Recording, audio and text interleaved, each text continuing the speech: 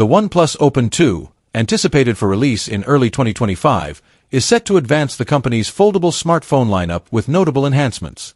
Building upon the design of its predecessor, it retains the distinctive large circular rear camera housing, now featuring a refined arrangement of 350MP sensors in collaboration with Hasselblad. The device is expected to offer an 8-inch internal display and a 6.4-inch external screen, both supporting a 120Hz refresh rate for smooth visuals.